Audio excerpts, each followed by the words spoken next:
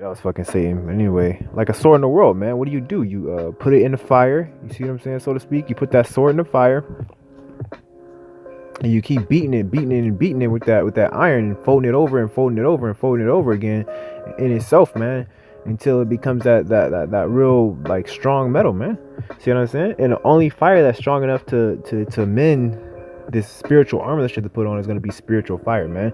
There's no other way to do it, man. You can't do it with physical fire. You see what I'm saying? So if the Lord's not taking you through these battles and he's not making you stronger, man, putting you in that hyperbolic time chamber, you know what I'm saying, for my DBC fans, no. But yeah, it's serious, man. Like if he's not doing that with you, man, if you don't feel that, man, if you don't hate your life, man, if you don't feel in your spirit that there's something better than this, and you're ready to leave this place to get there, then that means that he's not taking you through that fire enough for you to feel that, man. And you're not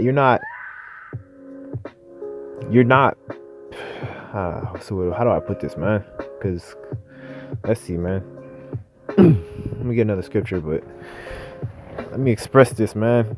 Let's see, man. The only fire strong enough to mend that spiritual armor is spiritual fire, man. And each armor is custom tailored to each one of our bodies, man. You see what I'm saying? It's custom tailored, man. Because I had, let's see, I had a vision, so to speak, or I'll see a very powerful dream that I saw. Let's see, I just saw the backs of men, and they had garments on, man. You see what I'm saying? And each one of them had a sword, and the sword had this misty glow to it, you know. Each one had a misty glow to it, right? But each one had like a separate, I can't even explain it, had like a separate spirit and flow to it that was custom tailored to that man, to that prophet, to that man of the Lord. You see what I'm saying? To that elect man, you see?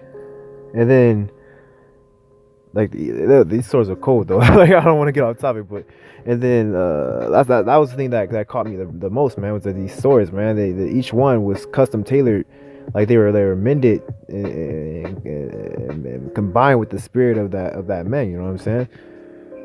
And then let's see. Shortly after that, I saw uh someone. I couldn't see the face, but I saw the arms, you know, and the body. I only could imagine that it was YAHAWASHI, you know. But it was a powerful vision, man.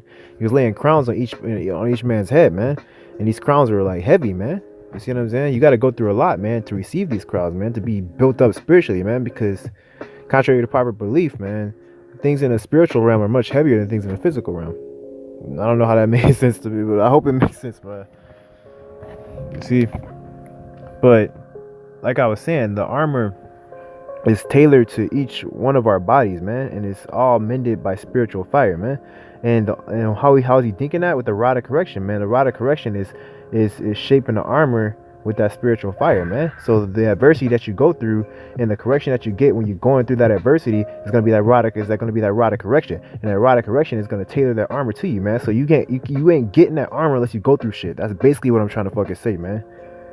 I took you through that whole fucking long ass fucking spew just to say that, man. You ain't getting that armor unless you're going through shit, man. You see? And if you ain't going through shit, and if you love your life, man, then you ain't prepared, man. See what I'm saying? Because it's gonna be as the times of Noah, man. Let's get this scripture, man. I'm gonna keep going, man. Therefore I hated life. This is Ecclesiastes 2 and verse 17. Therefore I hated life, because the work that is rough under the sun is grievous unto me, for all is vanity and vexation of spirit. Let's go up a little bit further. Let's get it.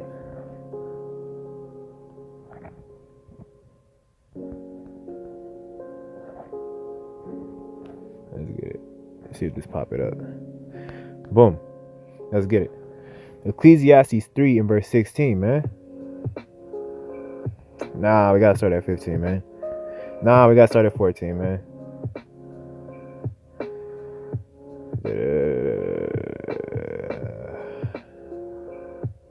Nah, man, I gotta start at 10, man. Fuck, man. I'm sorry, so lucky, y'all. I gotta start pretty much at the top, man. Okay, I'm gonna start at 7, bro. A time, this is Ecclesiastes 3 and verse 7. A time to rend and a time to sue. A time to keep silence and a time to speak. A time to love and a time to hate. A time of war and a time of peace, man. We're in that time of war, man. We're not in that time of peace, man. Because what's this? What are we speaking? We got that living water in us, and what's that living water? It's the spirit of truth, man. That spirit of truth, or basically, we have those cisterns that cannot be broken because the Lord basically gave you that gift, man. That gift was that cistern that can't be broken. In these other people, they basically are like as broken cisterns. They can hold no water. Basically a vessel that can hold no water, man. And that living water, what's the spirit of truth teaching you right now? The spirit of truth is telling you that shit is about to hit the fan, man. It's about to go down, man. And let's see, man. It's about to hit the fan. Sorry, it's like it kind of left me for a second. It's about to hit the fan, man. And the prophets, as a prophet of old, man, speak of war, evil, and pestilence. That's what the spirit of truth is speaking of right now, man. So it's that time of war, man, and not of peace, man. It says in verse 9, it says, what profit hath he that worketh in that wherein he laboreth? I have seen the travail which Yahawah Bashem Yahushai have given the sons of men to be exercised in it, man. Khan. He hath made everything beautiful in his time, and he hath set the world in their heart, so that no man can find out the work that Yahweh maketh from the beginning to the end, man. And that's the thing. The Lord has been doing things so perfectly for so long, man, that people are calling it nature, man. It's like you waking up and every morning the eggs, man, but you're not seeing, or to a breakfast on the table, and you're not seeing who making it. Eventually you're just gonna start calling it nature, man. So the Lord's been doing things so perfectly in harmony for so long that people started calling it nature and neglecting it, man. You see what I'm saying? And then they started going against what they say is nature, but it's really the Lord, man. You see, it's really the Most High, YAHAWASHI, YAHAWASHI. They start going against it because they believe that there's no maker or mender to nature, man. But if you believe that everything happens for a reason, or everything has a purpose to why it occurs, then somebody has to have set up that purpose, man. Like, come on, man. It's very obvious, man. So that's basically Esau just neglects everything, man. And then you follow after that, and you wonder why you gonna get destroyed, man. Man, I have seen. Let's get verse 11, man. Let's start at verse 12, man. It says, "I know that there is no good in them, but for a man to rejoice and to do good in his life, and also that every man should eat and drink and enjoy the good of all his labors. It is the gift of Yahawah Bashem Yahushai, man. I know that whatsoever good, I know that whatsoever Yahawah Bashem Yahushai doeth, it shall be forever. Nothing can be put to it, nor anything can take from it. And Yahawah Bashem Yahushai doeth it that men should fear before him, man. Come on, man. So all these what you call natural disasters, things like that, that's the Lord too, man. But he's just been doing things perfectly so long, they just call it nature, man. They fucking retarded, bro.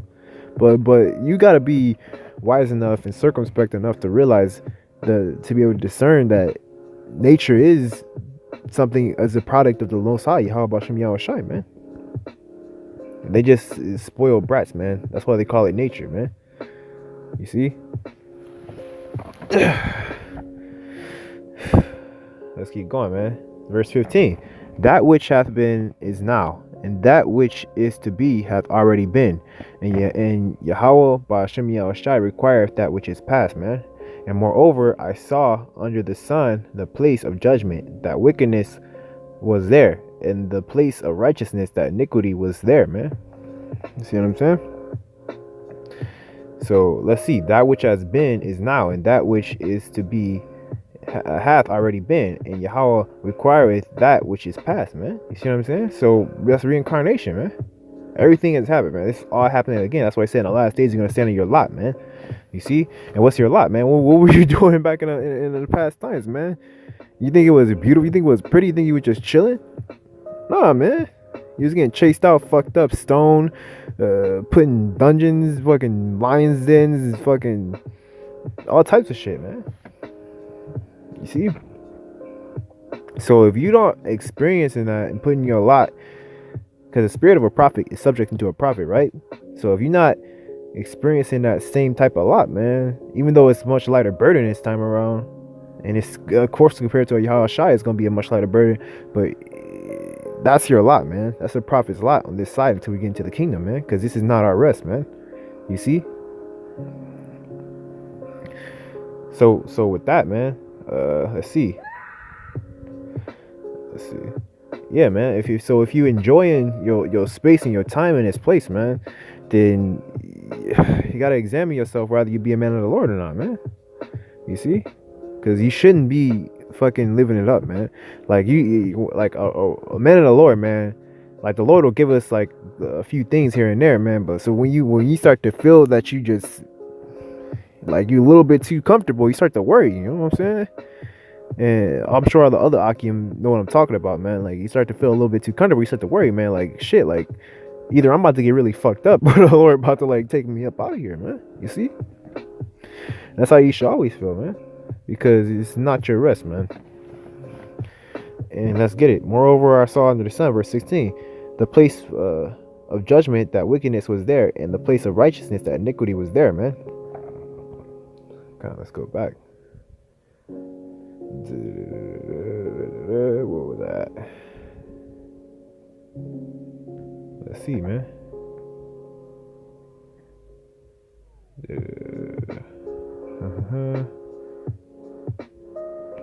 Let's see. Let's keep going. It's verse Isaiah 59. I'm gonna keep going, man. And he saw that there was no man, and wondered that there was no intercessor. Therefore his arm brought salvation unto him, and his righteousness it sustained him. For he put on righteousness as a breastplate, and a helmet of salvation upon his head, and he put on the garment of vengeance for clothing, and was clad with zeal in a cloak, man. According to their deeds, accordingly he will repay. Fury to his adversaries, recompense to his enemies. To the islands he will repay recompense. So shall they fear the name of the Lord, YAHAWASHI, from the west, and his glory from the rising of the sun. When the enemy shall come in like a flood, and the spirit of the Lord shall lift up a standard against them, man. Come, man. So the Lord, he getting ready for war, man. I don't know about you, but he getting ready for war. He put on the spirit, he put on the breastplate and the shield and the war belt.